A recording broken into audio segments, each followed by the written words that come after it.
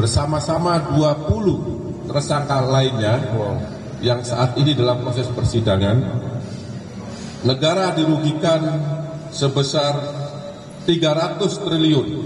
Triliun cash kering. 3 miliar 263 juta 740.131 rupiah, 14 sen. Kemudian baru hari inilah kita lakukan penangkapan pada saat yang bersangkutan kembali ke Indonesia secara diam-diam.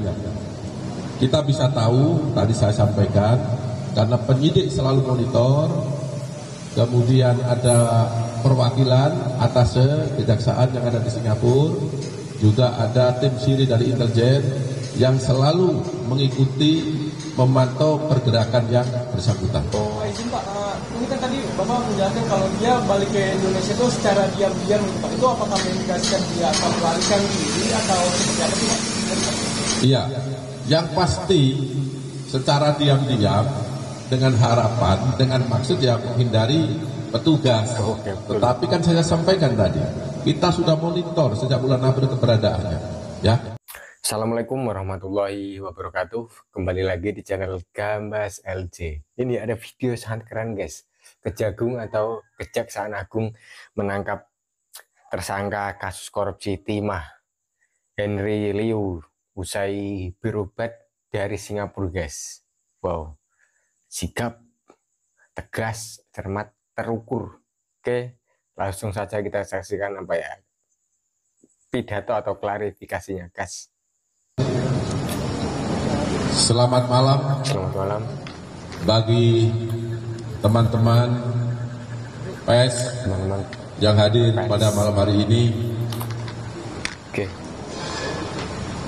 Pada kesempatan malam hari ini, saya akan menyampaikan perkembangan penanganan perkara penyidikan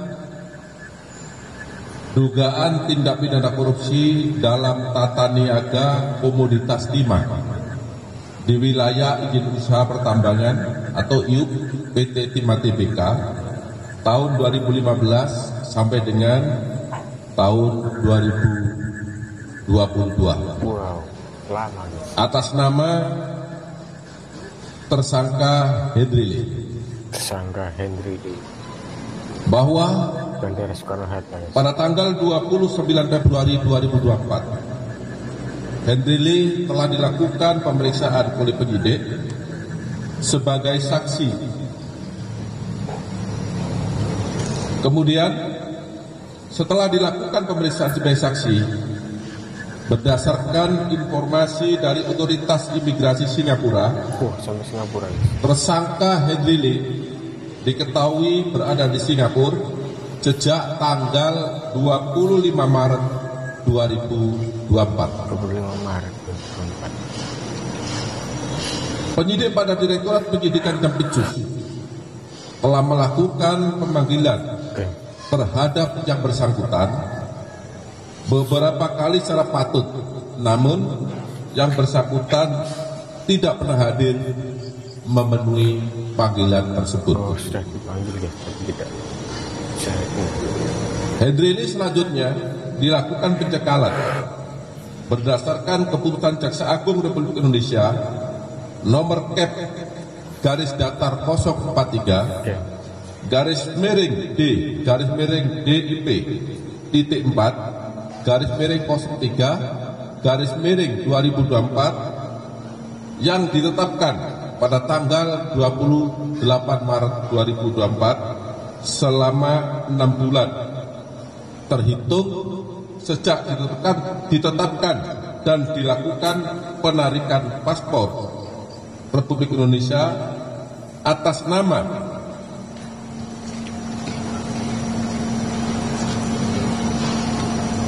Henry Lee berdasarkan surat Direktur Pengawasan dan Penindakan Keimigrasian nomor IMI.5 garis datar GR titik 03 titik 4 garis datar 200 tanggal 28 Maret 2024. Jadi selain dilakukan pencekalan terhadap Hendrily, juga dilakukan permohonan untuk pencabutan paspor ke imigrasi.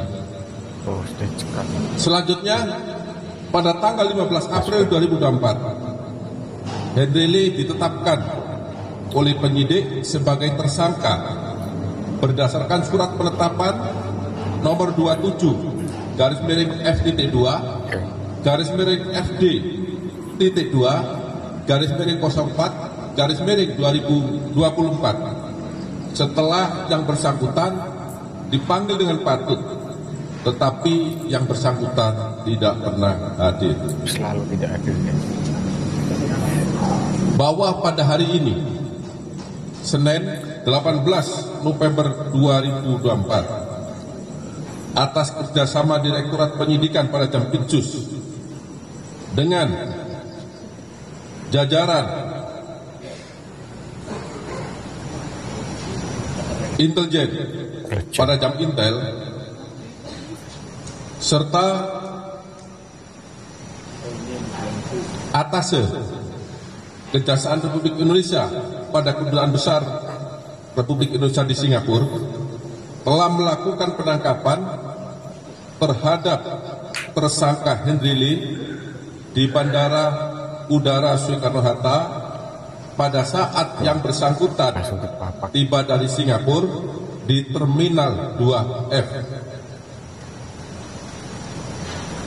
Penangkapan terhadap Hendrily dilakukan berdasarkan surat perintah penangkapan nomor 22 garis miring FD.2 garis miring FD.2 garis miring 11 garis miring 2024 tanggal 18 November 2024, tepatnya pada jam 22.30 WIB beberapa saat yang lalu.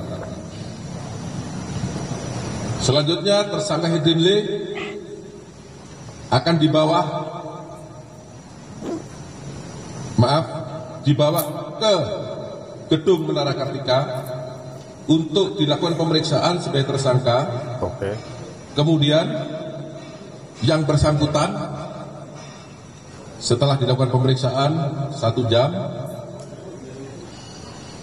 dilakukan penahanan selama 20 hari ke depan untuk di Rutan Salimbah Cabang Kejaksaan Negeri Jakarta Selatan berdasarkan surat perintah penahanan nomor 54 garis miring FD.2 garis miring FD.2 garis miring 11 garis miring 2024 tanggal 18 November 2024. Tersangka Hendrily merupakan tersangka yang ke-22 dalam perkara dugaan tindak pidana korupsi tata niaga komoditas timah di wilayah izin usaha pertambangan PT Timah Tbk tahun 2015 sampai dengan tahun 2022.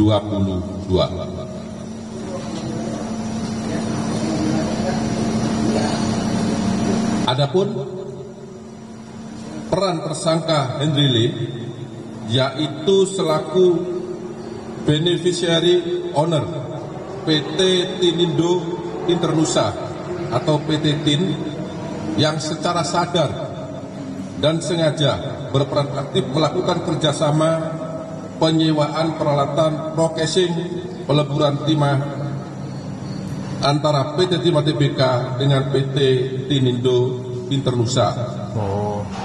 Yang penerimaan biji timahnya bersumber dari CV BPR dan CV SFS yang sengaja dibentuk sebagai perusahaan untuk menerima biji timah yang bersumber dari kegiatan penambangan timah ilegal. Akibat perbuatan yang dilakukan oleh tersangka Hendrily bersama-sama 20 tersangka lainnya yang saat ini dalam proses persidangan, negara dirugikan sebesar 300 triliun. Triliun cash kering. 3 miliar 263 juta 740.131,14 terhadap yang bersangkutan disangka melanggar pasal 2 ayat 1 atau pasal 3 junto pasal 18 Undang-Undang Republik Indonesia Nomor 31 Tahun 1999 sebagaimana diubah dan ditambah dengan Undang-Undang Nomor 20 Tahun 2001 tentang perubahan atas Undang-Undang Republik Indonesia Nomor 31 Tahun 1999 tentang pemberantasan tindak pidana korupsi junto pasal 55 ayat 1 ke 1 KUHP. Demikian informasi perkembangan perkara pada malam hari ini. Saya sampaikan apabila ada kata-kata yang kurang berkenan, saya mohon maaf. Wabillahi taufiq wal hidayah. Wassalamualaikum warahmatullahi wabarakatuh. Waalaikumsalam. Baik teman-teman, sudah kita dengarkan sendiri penjelasan perkembangan penyidikan langsung dari Pak Dirdik. Saat ini saya persilakan kepada teman-teman media yang akan menjawab pertanyaan satu-satu dijawab. Silakan. Ya, silakan. Dari mana, Mas? Wahyu dari Rakyat Merdeka, Pak. Baik, Mas Wahyu, silakan. Jarang-jarang nih pihak Jampitsus menyebut nama lengkap tersangka. Sebelumnya kan inisial aja.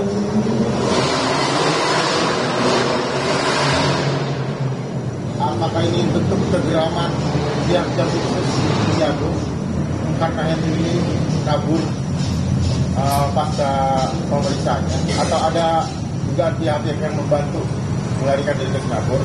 Terus kedua, apakah pihak Kejagung sempat menetapkan beliau sebagai DPO untuk pencariannya, dan keperluannya dia pulang ke tanah air setelah kabur ke Singapura apa ya, Pak? Kan kalau pihak PH-nya sebelumnya kan menyatakan sakit. Ya. Apakah benar demikian? Ya. Jadi perkara ini sudah dilakukan persidangan dan terbuka untuk umum. Ya, teman-teman jurnalis sudah tahu semua siapa saja pelaku di sana. Jadi saya rasa tidak perlu ada yang dirahasiakan. Tanpa saya sampaikan, teman-teman sudah tahu. Tuh. Yang kedua, bahwa tersangka Henry Lee ini ke Singapura, ya, itu setelah dilakukan pemeriksaan yang pertama pada tahap penyidikan, kemudian yang bersangkutan tidak kembali lagi dengan alasan sedang menjalani pengobatan di Singapura, di Mount Elizabeth. Nah, itu. Jadi itu jawabannya. Dengan alasan itu, Jadi untuk kepulangan ke Indonesia, karena yang bersangkutan paspornya berakhir pada tanggal 27 November 2024, sehingga tidak memungkinkan untuk dengan perpanjangan karena penyidik sudah melayangkan surat ke Kedubes Singapura untuk melalui imigrasi untuk melakukan penarikan terhadap paspor yang bersangkutan. Itu. Seperti itu ditetapkan DPO, Pak, oleh Kejagung. Menetapkan DPO. DPO. Jadi yang bersangkutan karena alamatnya sudah jelas, sudah diketahui, tetapi dipanggil beberapa kali tidak hadir, maka penyidik tidak menetapkan sebagai DPO.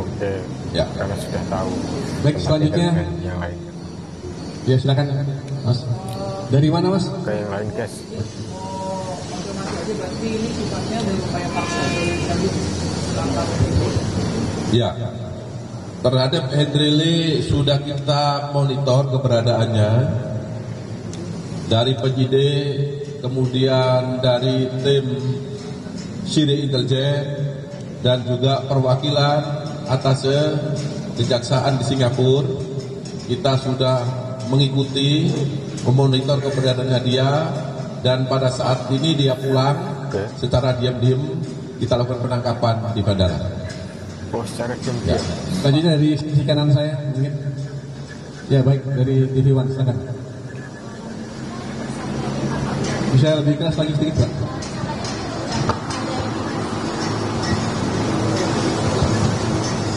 Saya Zeki dari TV One. Ini kan tersangkanya kan kakak beradik Pandili dan juga Hendili.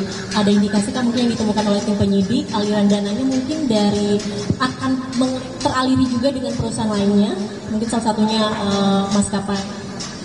Dan mungkin anggota keluarga lainnya apakah sudah diperiksa juga seperti itu? Terima kasih.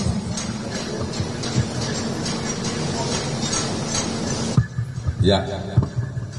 Jadi tadi saya sampaikan ya, jumlah tersangka sampai hari ini, sampai saat ini sebanyak 22. Sedangkan sangkaan atau dakwaan itu ada pasal atau junto pasal 55 ayat 1 ke 1 KUHP. Artinya bahwa mereka ada kerjasama, ya, ada kerjasama, yaitu orang yang melakukan, yang menyuruh melakukan dan turut serta melakukan. Sehingga Hendrile dengan adiknya juga ada kerjasama di sana, sehingga ketika penyidik menyatakan cukup alat bukti, maka penyidik tetapkan sebagai tersangka. Satu lagi terakhir, silakan Mas ya depan. Dari mana Mas?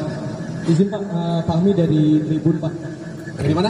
Tribun Pak, Tribun News. Singkat saja. Pak izin, ini kan terkait penetapan tersangka dari Hendril ini kan udah cukup lama juga ya Pak, ada beberapa bulan yang lalu gitu kan, pada hari ini baru dibawa lagi ke Kejagung gitu Pak. Terkait Hendril ini sebelumnya dari tersangka ini ada indikasi untuk melarikan diri begitu nggak sih Pak? Terkait selain dia alasannya sakit dan menjalani perawatan di Singapura gitu Pak. Dan yang kedua penegasan aja Pak, ini di tersangkanya Hendril ini apakah dia juga dijerat dengan pasal TPPU juga atau seperti apa ya Pak? Itu aja Pak. Ya. Jadi tadi saya sampaikan di depan, setelah yang bersangkutan dilakukan pemeriksaan pada tahap penyidikan untuk yang pertama, kemudian dipanggil yang kedua untuk pendalaman, yang bersangkutan tidak hadir. Dari sana kita menelisik, mencari informasi, kemudian didapat informasi bahwa ternyata sejak tanggal 25 Maret 2024 yang bersangkutan berada di Singapura. Informasi yang kami dapat bahwa dia sedang menjalani pengobatan. Kemudian baru hari inilah kita lakukan penangkapan pada saat yang bersangkutan kembali ke Indonesia secara diam-diam. Kita bisa tahu, tadi saya sampaikan, karena penyidik selalu monitor, kemudian ada perwakilan atas kejaksaan yang ada di Singapura, juga ada tim siri dari intelijen yang selalu mengikuti, memantau pergerakan yang bersangkutan. Pak izin Pak, ini kan tadi Bapak menjelaskan kalau dia balik ke Indonesia itu secara diam-diam gitu Pak. Itu apakah mengindikasikan dia akan melarikan diri atau seperti apa sih Pak? Iya, yang pasti secara diam-diam dengan harapan, dengan maksud ya menghindari petugas. Tetapi kan saya sampaikan tadi, kita sudah monitor sejak bulan April keberadaannya. Ya. Ya, selanjutnya dua pertanyaan terakhir, silakan. Banyak di bawah, silakan. Dari mana Pak? Izin Pak, Ayu dari Tirto. Pak mau tanya, ini kan Hendril kan udah dari beberapa bulan lalu penetapan tersangkanya. Sudah dari beberapa bulan lalu penetapan tersangkanya. Nah ini penyidik juga secara bersamaan menelusuri asetnya apa enggak, dan benar atau enggak ada aset Hendrili yang di Bali itu berupa villa dan itu udah disita atau belum. Terus apakah ada indikasi juga dia ke Singapura selain melarikan diri, dia juga berupaya untuk mengalihkan asetnya ke sana? Ya, jadi semua aset para tersangka sudah kita lakukan penelusuran. kita lakukan pencarian dan kita lakukan penyitaan. Tidak terkecuali aset Henry Lee. Banyak tanah, bangunan, termasuk tadi yang di Bali sudah kami lakukan penyitaan. Ya, cukup. Satu pertanyaan lagi ya dari Masnya. Silakan Mas. Yang belum tanya silakan. Selamat malam Pak, saya dari Alina ID. Saya ingin bertanya terkait peran Henry sendiri dan juga adanya kan di sini kan mereka masih berhubungan dengan Sriwijaya sendiri. Dan dalam kasus ini apakah secara korporasi ada keterlibatan Sriwijaya Pak di sini? Ini kaitannya dengan Henry Lee, ya, terkait penyewaan smelter.